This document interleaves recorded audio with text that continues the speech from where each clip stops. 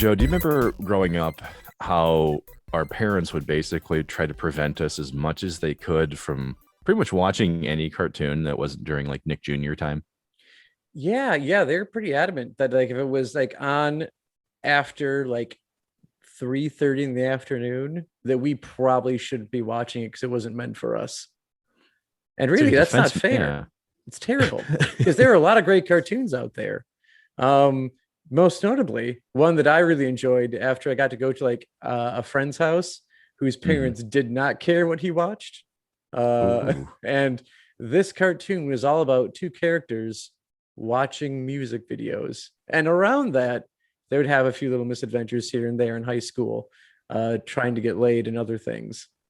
Yes. Good old Mhm. Beavis and Butthead. Yeah, who could forget those two idiots, right? Working at I think it was like a Burger World. It was literally the McDonald's like logo but flipped upside down. Yep. Yep. I mean, dude, Mhm. the early 90s were kind of a golden age of cartoons that children should absolutely not be watching. Which I think we're gonna have to do like a whole like full episode on like cartoons that we were not supposed to be watching that we were definitely watching Oh, when we dude. were Yeah. younger. hmm Yeah.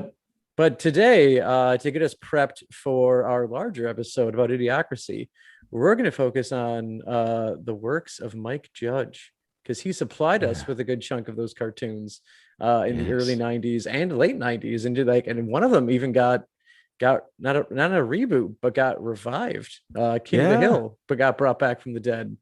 Although, like of his cartoons, King of the Hill was probably the most appropriate for multiple ages. Well, Beavis and Butthead also was revived two Oh, different times, oh, no 2011 way. and then 2021. Oh, Yeah. I missed both of those. I guess it's Yeah. still did it already get canceled in 2021?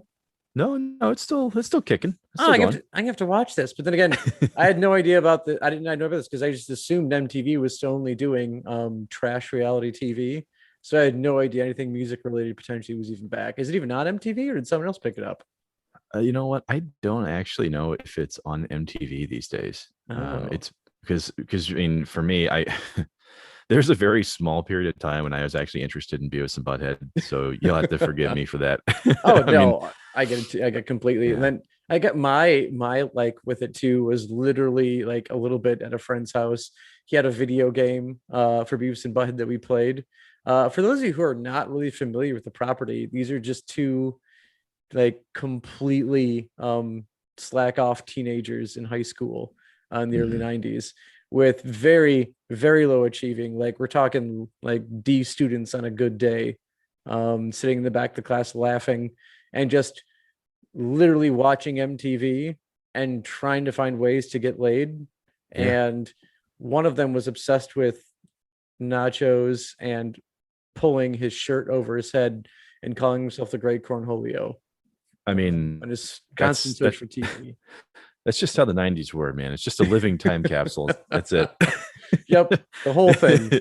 And Yeah. that's really the thing. That was the premise of the show is you would get like probably 15 minutes of actual like scripted content of like the characters are trying to do this episode. Hmm. And then they would break in the middle of the episode to have the characters sitting down watching different music videos. One of which, and this is actually, by the way, this is how I was introduced to the Scat Man was through this show Oh, because seriously. those two watched the Scat Man came on for one of the things that they watched. And I remember like my friend like being like, this song is dumb. I'm like, I think this song is pretty great. There was never a time where I thought that Scatman John wasn't brilliant. Okay. No, I he was mean, incredible. and he Mhm. overcame stuttering with the power of scat. I mean, Yeah. seriously, it just doesn't get Yeah. much better than that. No, Rest in that's it's a peace, by beautiful the way. story. Yeah. Yeah. Scatman John. Rest in peace. Taken far too soon. He Way actually too died in soon. 99, dude. 1999 is Yeah. when he died. Oh, Yeah. it's And heart failure, wasn't it? I honestly, Joe, it's been so traumatic. I don't even want to think about it. I mean, Oof. it's too soon. It'll always be too Always too soon. soon. Always too soon. But anyway, But yeah. so Beavis and Butthead. I mean, like the names right there, like are instantly a clue into like this is gonna be a crude TV show, and it was. It was pretty darn crude. Um, Well, I mean, it was gonna be crude. You got two mhm, teenagers who literally have no parents. They just live by themselves. yep. It's amazing that they even survive. Um, I mean, that's the part of the show that like no one ever questions. No one Yeah. ever really talks about. Hmm. And they wouldn't even really address the parentage until the Beavis and Butthead movie, Beavis and Butthead, what is it, Do America? Yeah, Beavis and Butthead Like, Do America. yeah, like that was the only time we ever really saw their dads, who Hmm. just look like older, Well, fatter, older version versions of of them. them. Yeah. Which But I don't yeah. know. Did you see that movie in theaters when it was out? Oh hell no, dude! It was '96. There's Yeah, no way I was getting into that theater. I got into that theater because Oh I wow. remember the friend who's again his parents didn't care what the hell we watched. Oh wow. Like he took us to like his dad took us to the movie and said, "Hey, these are my sons. They want to go see this movie, and I don't care." And they're like, "Yeah, sure, that's fine." Like you're their dad, so it's totally okay. Dude, And I remember they're like, "Are you going with them?" He's like, "No, I'm not going to watch that crap. They can go see it." So we just got to go see this movie by ourselves. His dad just did whatever he wanted to. Went off and did dude, something while we watched Beavis and Bud Do America. that is brilliant. Yeah, there's no way that good old 1996 version of Mark, whose parents were in the military, would never let me Mhm. get away with something like that. Um, Yeah. but still, I mean, the movie actually wasn't that bad. The Beavis and Butthead No, it movie. was fun. Um, And even then, like it was fun. And then like I guess with bad, I didn't know if you meant like inappropriate or just like, not a well-made movie. But like I don't think it was either. I don't uh, remember it being that horrible. I mean, just the premise of it. You know, Beavis and Butthead get roped into this murder for hire plot, Hmm. and they only do it because the guy asked them to do his wife, and they think have sex with her. Needs, yeah. So, just to tell you who these characters were, Hmm. honestly, Mike Judge, he always he's always going to be associated with comedy, Hmm. and what was really odd about the early projects, like Beavis and Butthead, for example, they actually got started just kind of like how South Park did, with just this animated short Yeah. where the characters of Beavis and Butthead are playing baseball with a frog. I'm pretty Hmm. sure, and yeah, clearly we were a different nation back in Yeah. 1991. That would not get a second look today, let alone, yeah, sure, let's just go ahead and give him a slot. It'll be fine. Let's just see what happens. I mean, Yeah. I'm honestly still shocked with how like the early '90s was dominated by, like violence in video games, kind Hmm. of, being totally in the forefront. I mean, Beavis and Butthead, don't get me wrong, they would totally get roped into this, Oh and yeah. political figures would get all butthurt about them. Hmm. Um, really, dude, I never really saw this as a property that I had to watch, even though everybody was trying to keep me from it. Like usually Hmm. that would, that would have that pushing effect when people Oh are trying to yeah. pull you away. Hmm. It didn't so much happen there. I mean, honestly, with Beavis and Butthead, I was kind of enamored with like Rocco's Modern Life being as fucked up as it was. Yeah. Hmm. That Yeah, kind of that's took my one. attention. Yeah, because Rocket Smart Life, like that's not at a glance, it's not fucked up, and it's like, oh, this is a cute cartoon. But when you really look at like the things you're dealing with, like, yeah, this is pretty adult stuff here that That, Nickelodeon's roped into Rocco's Modern Life. and that was never the issue with Beavis and Butthead. You knew Hmm. it was a Oh a, a yeah, it was. very adult program Oh yeah, from it was the very adult, beginning. crude toilet humor from the beginning, and it got a spinoff too. It got a spinoff series with Daria. Yeah, which Hmm. I actually enjoyed Daria, because it felt like a smarter show, despite her Hmm. being surrounded by a bunch of idiots, Yeah. all the time. Hmm. Um, but I think with Mike Judge, what's really important here was that even though Beavis and Butthead would be, what his name became known for, Yeah. it really was these like smaller films that helped bring him to prominence, which obviously we're going to be covering 2006's Idiocracy this Hmm. week.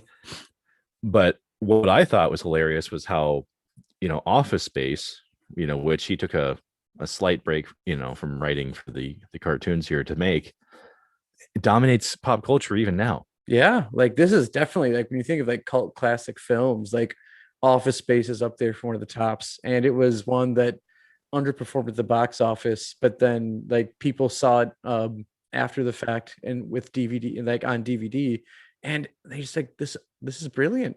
Like this is exactly what's wrong with America and getting stuck in these not even like middle management, but just these garbage trash jobs, and you're sucked into it, and it seems like there's no real escaping it.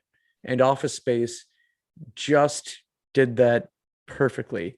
Like you had middle management just filled with jerks, filled with like one jerk, and then you had weird corporate guys who were trying to be like lovable, even though they were there to basically lay people off. Mm-hmm. And then you just had like the rest of your office members of people just trying to get through things just like you. And then I don't know, that one guy who always loses a stapler, whose name is Oh it yeah, Melvin? Milton That's Adams. what it is. Yep. That poor guy who's apparently let go several years ago, but due to an error in payroll, kept getting a paycheck, so he just kept showing up for work. Yeah, it'll just work itself out. Yep. Yeah. So we just won't pay him, and he'll be fine. And that's what I think is funny. Whenever you look at Office Space, like when people write the review for it, or you look like a Wikipedia page for it, they always say that it's a satire of the work life, of a like a mid 90s company. Yeah. And I'm like, that's not a satire of a specific time period. That is still true even today. Yeah. It's it's the same bullshit. No matter what company you work for, if you're in an office environment, you're going to run into almost every person you see in these movies, or in this movie rather. And so I think it's interesting with Mike Judge was that, this movie is kind of peering into his soul into a way, because he wasn't like a cartoonist by trade. No. He wasn't a film writer by trade, a director, none of that stuff. The guy went to school, I'm pretty sure, for mechanical engineering, or some type of engineering degree. And so that's what he started doing after college. Like he wasn't doing anything in Hollywood. So basically, yeah, this dude did the 9 to 5 thing for a while. He got really bored with it. Like the guy's really smart. Like he got so bored with mechanical engineering, and he's just like, you know what? Fuck it. I'm going to try something else. So I'm happy he got to that point, but that's kind of what we're benefiting from the fact that his life sucks so bad he decided to do something different. We did. Yeah. We really did. And oddly enough, dude, Office Space would actually be based on Mike Judge's like cartoon series called Milton. And it was like the first time he actually got into any kind of live action production. So that's why it's funny that this dude's got like so many iconic like characters who are just in his head, and he just comes up with them. He just keeps putting them on the screen. Now, you already mentioned that the box office performance is already, less than stellar, except in the case of Beavis and Butthead. But everything else he's put out there, I mean, we're not talking, major ticket sales. It's always getting bought back on DVD sales, video on demand. And which people is fight him. Yeah, which is so interesting because again, like he's a smart guy. His comedy is great. It's just for some reason, why do you think this happens? Is it because like he'll put out like an actual movie? I mean, obviously we get into why like Idiocracy was doomed to not do well in our later episode this week. But like Office Space, like you would think like Mike Judge, it's a recognizable name. Why didn't we get people like in the seats for this one? Was it because like basically at this point his name seemingly was doomed and attached to Beavis and Butthead, that like maybe the non-teenage audience just didn't buy into it? Like what happened there? No, honestly, dude, I would try not to think about it in terms of why it, like the films are obviously great, right? People love them now. People have found them. They all have a cult following. They've more than made their money back at this stage. Honestly, I try to think of society in different ways. It's not fair to try to think of today's world and like going like, people watch a ton of movies, right? Like this thing should have been popular. Back then, dude, like this was before, social media. This was before, smartphones. And unfortunately, Mike Judge would be ponied up with 20th Century Fox for a lot of these live action films. Yeah. So unfortunately, Joe, you and I have already covered what Fox likes to do in multiple different episodes, different properties. they just are really good at fucking things up. Yeah. Mm-hmm. And so I think there's a combination of those things. Like, for one, if you didn't know about Office Space and you heard nothing about it, I mean, these are small, like, guerrilla style films. Mm-hmm. They're word of mouth, and yeah, unless you were lucky to see an advertisement, which, based on what Fox does with advertisements, they may not even get the audience they're looking for, right? Yeah, this could have been Fox's twisted new movie. Oh God. Oh yes. Oh my Yes. God. Yeah. Yeah. Yeah, For and those of you that listening, yeah. brings up a point. Yeah, like I don't remember any advertising for Office Space. I just don't. I couldn't even tell you. Mhm. Seriously, I couldn't. I mean, that could be like, we could probably spend a month of just podcasts on how Fox fucks things up. Because Oh my gosh. yeah, Mhm. yeah, Fox fucks things up so much, man. They really do. Hmm. But ultimately, though, here's what I think is important. Like, I'm not going to say that Mike Judge is like the Christopher Nolan of comedy, because like Christopher Nolan, he makes like a big Hollywood film, and then Hmm. they make like a multi movie deal with him, and then he comes back and gives you Inception, after doing The Dark Knight, right? Yeah. In the case of Mike Judge, like, this dude is writing toilet humor for the most part, and he takes a break and he comes back with Office Space. he, he, he takes a break, he comes back with Idiocracy. And then he would do it, he'd take another break, and he'd come back with Extract, which was Mhm. that's one of the, like, the lesser known Mike Judge films that came out in 2009. Yeah, I haven't seen that one. Oh, it's actually, for his style of storytelling, like, Mhm. in Office Space, there's always that air of, you know, the comedy never really left the room in Office Yeah. Space, right? Hmm. Like, the first time you watch it, it might seem really dry, but the more times you watch it, like, there's constantly something going on you can pick out. Um, Idiocracy is a film meant to be laughed at, right? We Hmm. get that. Yep. Whereas Extract is, it's more about an analysis of relationships and how the main character navigates them. So he's actually, the main character is, like, played by Jason Bateman, Hmm. and so he plays the standard, Michael Bluth role in this movie, from Arrested Development. Like, he's typecast a lot. Either way, though, Extract would be, like, much more, like I said, a relationship analysis. There's some drama in this movie. It's still very funny, don't get me wrong.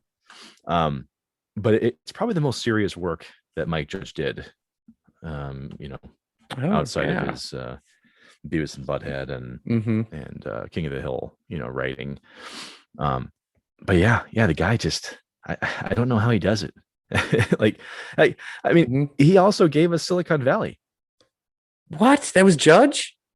Yeah, Mike Judge. Yeah, Wow. the Okay. dude wrote for Silicon Valley, man. Wow. Okay. Yeah. Yeah. This guy's all over the board. Yeah, dude. Maybe Seriously. that's the problem. Like maybe like I mean we can pin stuff on Fox all day because it likely is their fault, but maybe people just don't know where to come at for advertising this guy. He's like, yeah, he's done Office Space, he's done Beavis and Butthead, he's done Extract, he's done um what you just told me about Silicon Valley, and we're like, we don't know what the fuck he's gonna do next. Who knows what's gonna go on? We don't know how to advertise for him. Seriously, the guy, like, he takes a break, Hmm. collects himself, and he comes back with something fantastic. Yeah. There's another animated documentary that he came out with called Tales from the Tour Bus, Hmm. and this would so Silicon Valley would, oddly enough, premiere on HBO. Tales from the Tour Bus would premiere on Cinemax, and it's to this day, like, the only animated series that was ever on Cinemax. So it's, So yeah, this is sounding like a bad thing potentially. Like, no, it is totally not. So okay, yeah. yeah, dude.